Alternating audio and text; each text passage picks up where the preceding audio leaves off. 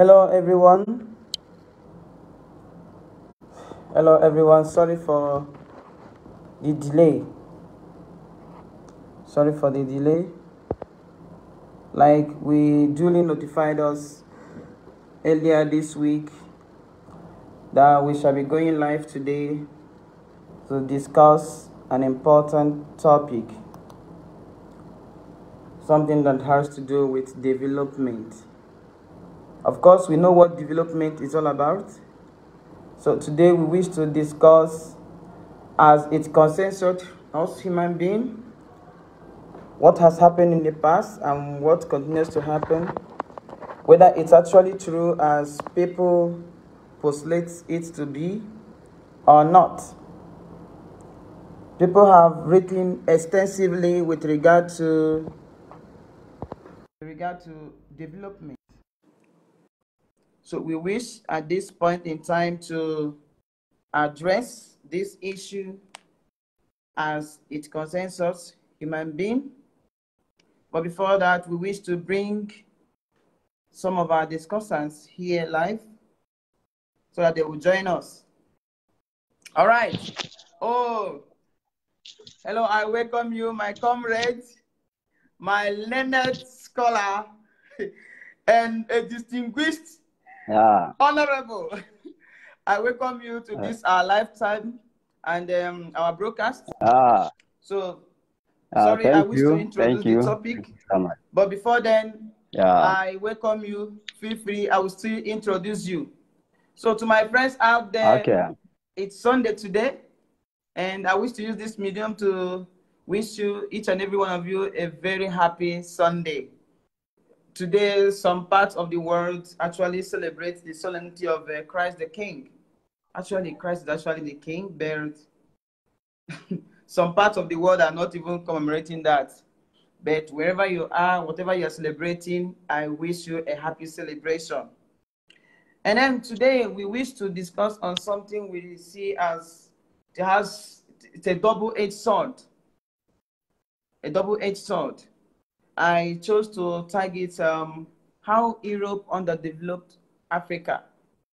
To what extent could we say that this assertion is true or false?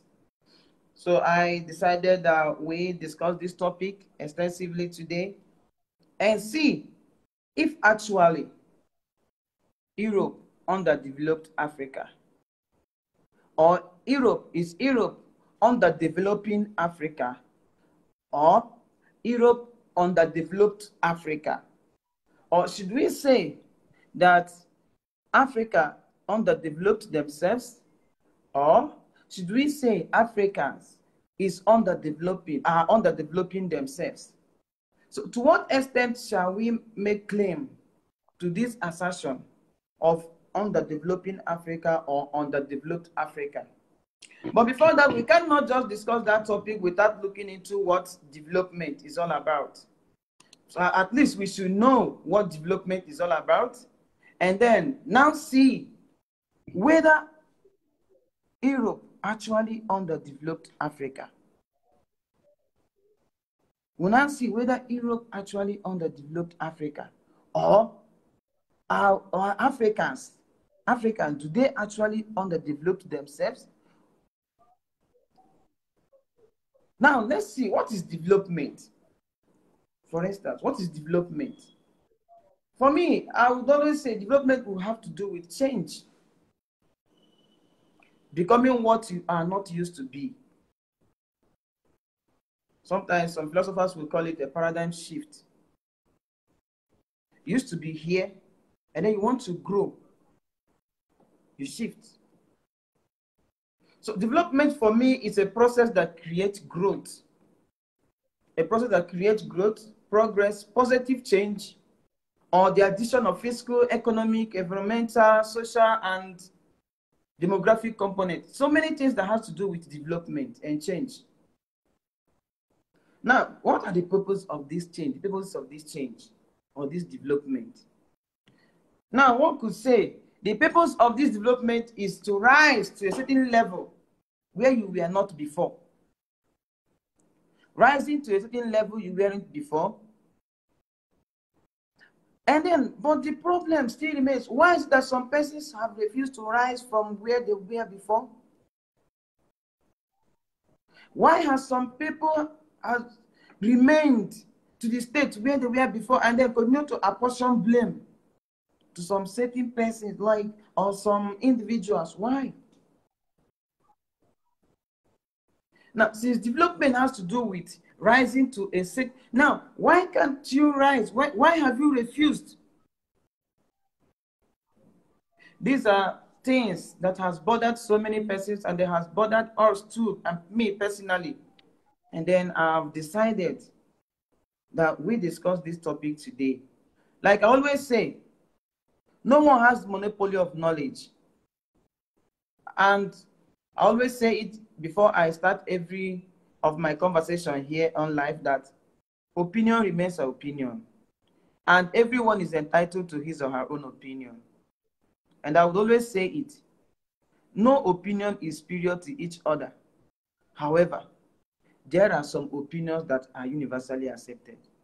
That you can say red is red. It's an opinion. Somebody brought it up. It's an idea. It's knowledge. It is universal. So, but your own opinion might count. So, feel free. As we are going to discuss this issue that has to do with development, feel free to make your comments. Send in your questions. We have so many discussants. They will soon be here live to follow us. Send in your questions. They are men of substance. I will soon introduce them. They are men of substance. Feel free. Send in your questions, and if you feel you would like to make a comment to this or to say something, let people see your face, just send us a request. We'll bring you in, and then you follow our conversation. We are just sharing ideas. We may not know it all. So that's why we call it to share ideas. So feel free. Feel free. Now, let me quickly introduce one of our speakers tonight, or this evening, as the case may be, in the person of Comrades Nweke Jonathan, Uchenna Daniel.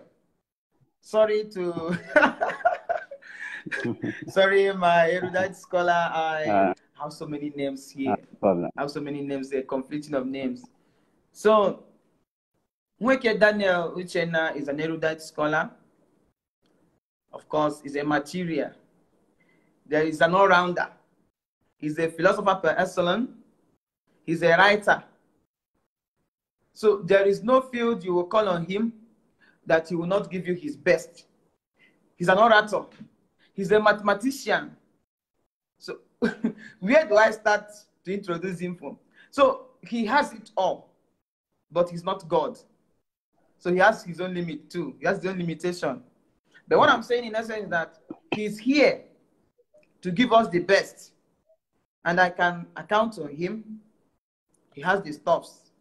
And I know he will not disappoint. So I welcome you to this live session, Mr. or Comrade Nweke Jonathan. Please say hello to my audience.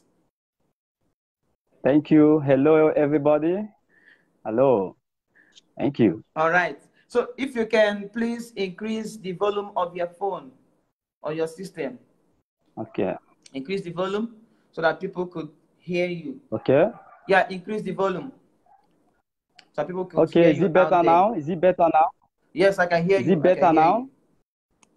All right. Okay. So before now, just as we have just said, what development is all about, something that has to do with change and rise from a certain level and quality of life of the population of people. And some persons have actually written so many things with regard to development and how Europe underdeveloped Africa. And one of the writers whom I cherish so much, I've read his work in the past, but later on I said, no. Why should we continue to apportion blame to people? Why? It is in that quest to know why that I decided to come live this evening. He wrote How Europe Underdeveloped Africa. This was a book he wrote in 1972, long time ago. Walter Rudney. I read this book I think that should be 7 years ago, 2016. That is 7 or 6 years ago, 2016.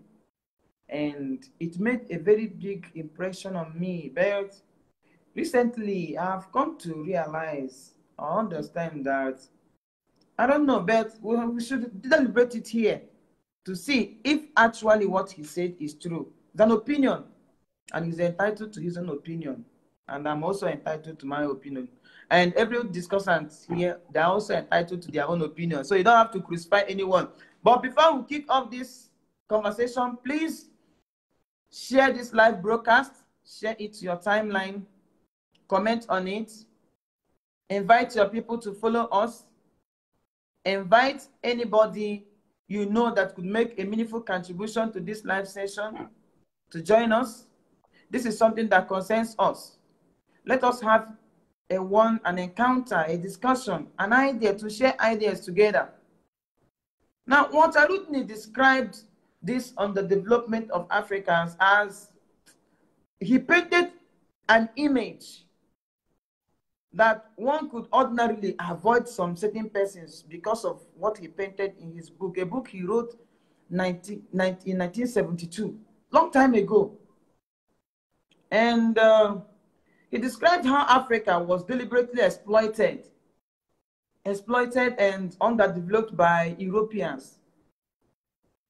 That is during the colonial era.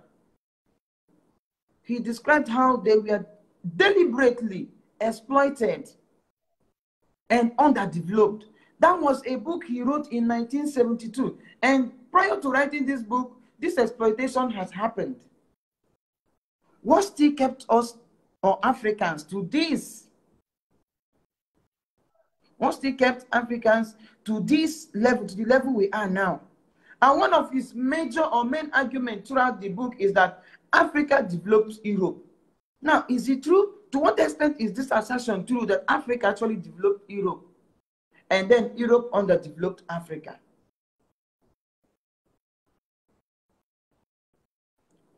To what extent is this assertion true? And then in that his book, Rudney argues that a combination of power politics and economic exploitation of Africans by Europeans led to the poor state of African political and economic development. And that it's evident in the late 20th century. And then we can see it today. But is it true? This assertion, is it true? But is it true? However, there is something he said towards the end of his book, which made me, at least in my own research, to say, this man actually forestalled what could happen in the future. Or maybe some persons might argue against his assertion. And he decided to maybe a kind of say something towards the end of that write-up. He said, to remove the ultimate responsibility for development from the shoulders of Africans, he believes that every African has a responsibility to understand the capitalist system and work for its overthrow. Now, if he actually believed on this, why do some persons capitalize on the other side of his story? That Europeans underdeveloped Africa. Why has Africa, since development has to do with rise from the state you were before, why has Africans refused to rise? Why have they refused to rise from the state they were before to another level? Why? Why have they refused to rise? So that is the question. And I would quickly invite our guest speaker. I wouldn't want to be the one discussing on this. We have a guest speaker, and it's someone I've introduced here, and it's someone you know very well. He's capable of handling this topic. So please let us welcome and then listen to our dear guest speaker, Mr. Mweke Daniel. You have the floor. You're welcome. Okay. Thank you so much. I greet everyone watching us in this forum this evening. I greet everyone. I hope our audience can hear us clearly. Now, the question of whether Europe underdeveloped Africa, for me, is a question that is counter-intellectual. It doesn't appeal to an intellectual at all to have said that Europe underdeveloped Africa. But before I buttress what I mean by this, you have already defined the meaning of development, but I'll quickly chip in by saying that development is any form of improvement in the well-being of an individual or a group of persons. Any form of improvement in the well-being of an individual or a group of persons. Now, having said that, the second point is this. Humanity has passed through 5 different stages of development so far in the history of humanity. The first stage of human development is what could be referred as hunter-gathering stage, the stage of wandering about from one place to another. That was the first stage of human existence. Before humanity developed to the second stage, which is called communalism, the stage of communalism. From the stage of communalism, humanity advanced to another stage, which is called the slavery stage. From the slavery stage, humanity advanced to the next stage, which is called the stage of feudalism. From the stage of feudalism, humanity advanced to the 5th and the last stage of development, which is the stage of capitalism or socialism, which is currently the stage at which humanity is today. That is the second point. Now, having made that point, Jared Diamond in his work, Guns, Gems, and Steel, made a very wonderful statement. He said, at about 11,000 years ago, all the continents of the world were equal in their developmental stages. That is to say that at about 11,000 years ago, everyone was equal. All the continents were equal. The European continent, American continent, Asian continent, African continents were equal at about 11,000 years ago. That having said, what now happened that led to a paradigm shift at the developmental stages between Europe and Africa, since all of them were at a particular stage or equal? Now, the issue of imperialism, that is the encounter between Europe and Africa, started in 1440, in the year 1440, when the first Portuguese had an encounter at the West African coast in Ghana. That was the first encounter, which led to slavery between Africa and Europe. But that was not when colonization started in Africa. European colonization in Africa started after the Berlin Conference of 1884 to 1885. That is to say, colonization of Africa by Europeans started in 1885 after the conference at Berlin. Having said that, it means from that time till now, we have had just about 100 and something years between the encounter between the Europeans and the Africans. Now, Walter Rodney, who wrote his work where he tried to argue that Europe underdeveloped Africa, made a wonderful statement. Remember, I said that humanity has passed through 5 stages of development. Now, Walter Rodney said that when the Europeans came to Africa to colonize the Africans, Europeans were already at a stage of capitalism, while Africans were at the stage of feudalism. America was still at the stage of slavery or hunter-gathering stage. That is to say that Africans at the stage of colonization was even more advanced than America. The continent of Africa was already at the 4th stage of human development, feudalism. Europe was already at the 5th stage, capitalism, where America was still managing the 1st and the 2nd stage of development. Now, if that is the case, how can we now say that Africans developed Europeans when Europeans were already at the last stage of development when that started. And what Rodney attested to that fact. Now, between the encounter, remember when this thing happened, Africans were at the stage of feudalism. Before the Europeans left Africa, for instance, Nigeria in 1960, Africans were already at the stage of capitalism. That is to say that during that encounter, the Europeans were able to take Africa from feudalism to capitalism. If Europeans were able to take Africa from feudalism to capitalism within the stage of their encounter with the Europeans, can any rational person say that Europeans actually underdeveloped Africa? Is it rational to make such claim? Because to have underdeveloped Africa means that Africans were taken from feudalism backwards to a stage related to, let's say, slavery stage, or the stage of communalism, or the stage of hunter-gathering stage. But of course, every rational person knows that Africa is already at the capitalist stage. And Africa entered the stage of capitalism during their encounter with Europeans. That is to say, it is irrational to even think at all that Europe underdeveloped Africa. That is the first point. Europe never underdeveloped Africa. That is the first point. Now, the second point is this. Among all the countries that make up Africa, one of the African continents that escaped European encounter or colonialism was Ethiopia. Ethiopia was never colonized by the Europeans. They escaped it. They had an encounter, but the Europeans were not able to establish political subjugation in Ethiopia. If that is the case, if Ethiopians escaped colonialism, what is now the reason they are not developing? Because today, Ethiopia is one of the poorest countries in the world. Why are they not developing? If the encounter with Europeans causes underdevelopment, why is Ethiopia not one of the most developed countries in the world today?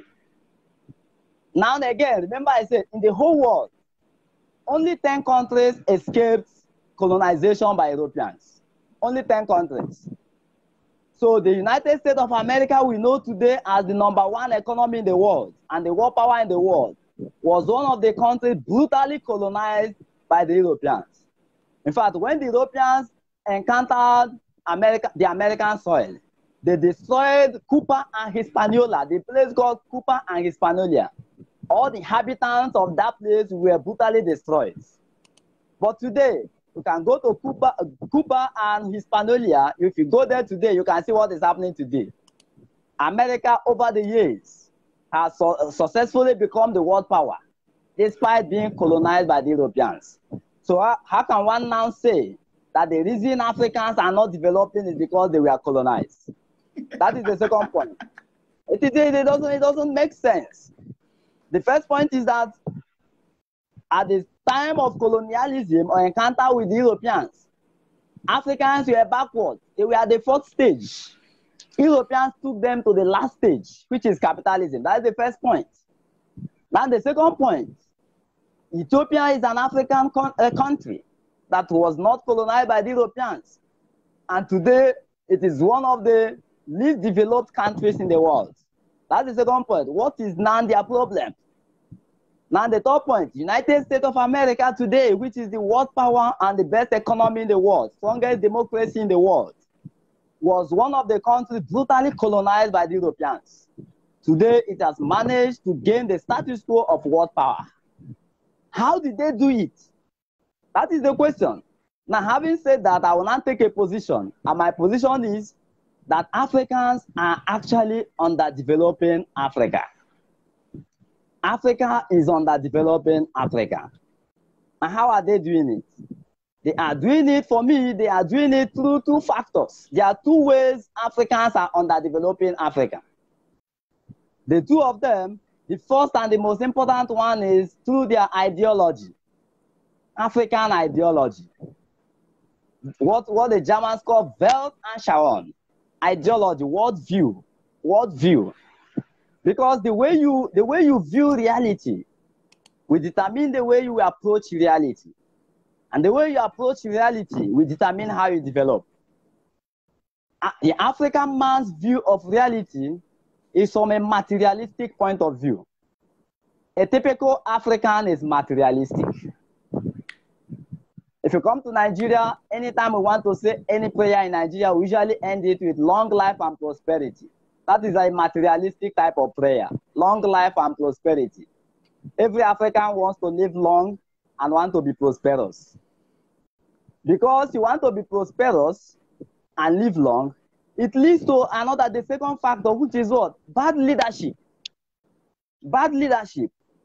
Whenever a person grabs the seat of power, the person sees it as an opportunity to be stupendously immersed into the ocean of wealth. Because that person wants to do what? Prosper and wants to live long.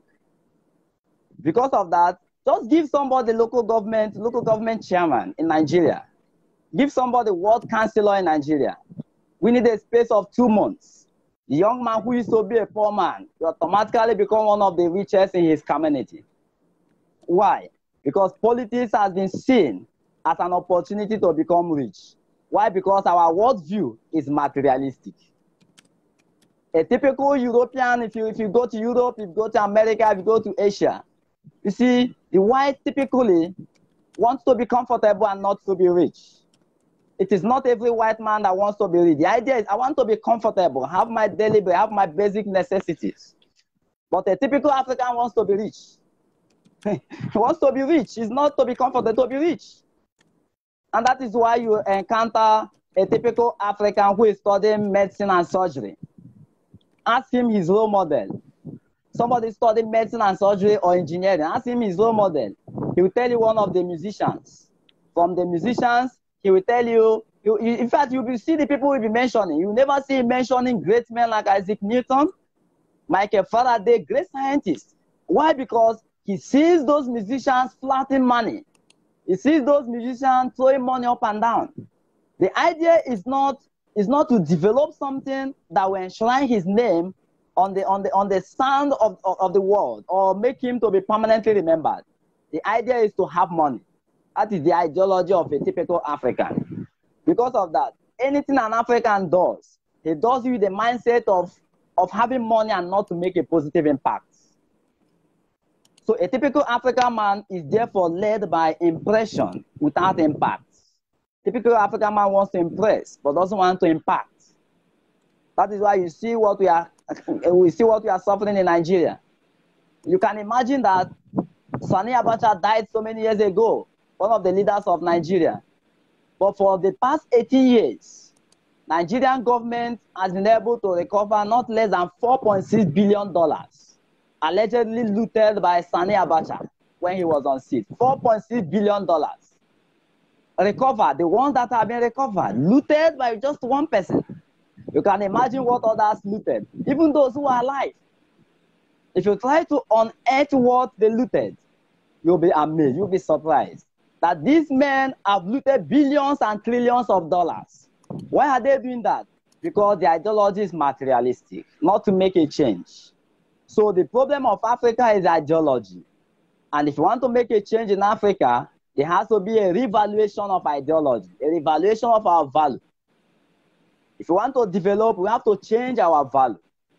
We have to reevaluate our value system such that a typical person should be thinking of making a change, making an impact, and not creating an impression. Bringing about development and not having money. It's not as if money is bad. No, money is not bad. But the idea of I want to have money, I want to have money, rich. Today syndrome, materialistic syndrome, that idea is killing Africa economically, socially, and otherwise. That is why even the church that should have helped in shaping the world so that people think rightly. I even struggling with the politicians who will be richer in Africa. So it is the same thing everywhere. It is the same thing everywhere. Everybody, the idea is just money. You see so many people queuing into Yahoo syndrome. That is money. So the problem is Africa, not about Europeans. I believe it that what is happening in the international market is affecting African economy. where those who are in charge, the world powers, we have to dictate what Africans sells outside Africa. And we have to also dictate the amount Africans buy what is brought into Africa. Yes, but the reason is because Africans are receptive. They are consumers. They are not productive. They are not producing anything. If Africa begins to think towards the direction of productivity, production, it is going to make us to be able to have a fair bargain in the international markets. You don't expect to go into the market and expect someone to give you a fair bargain without you bargaining for yourself. So that particular assertion for me is not plausible to say that the Europeans underdeveloped Africans. No, it is not plausible. Thank you. All right. I thank you, honestly, comrades and Weke Daniel, for that wonderful illustration. Like, it's just something that has been bothering my mind. You really pointed you hit the point, and we are not like trying to, say that the book he wrote many years ago, 1972, is not really wonderful. The book he wrote, it's okay. That's his own opinion. Like I said, everyone is entitled to his or her own opinion. So, but we're just trying to make a kind of constructive criticism to that work. And that's why we came up with this topic: how Europe underdeveloped Africa. To what extent is this assertion true or false? And you have made a perfect illustration this evening, Comrade Weke Daniel. We know you very well. Everyone knows you, and we know what you're capable of. You actually made a research on this, and this is something that concerns us. You spoke the way it really affects you, and it's affecting you. The question is, I should have framed the question in another way, but I chose to leave the question the way it is and how people have been perceiving it. Because at time I said, no, this thing what Arudni wrote should actually be how Africa is underdeveloping themselves. How Africans is underdeveloping themselves. But when you are addressing the audience, when you are bringing out your points, Comrade Weke Daniel, you said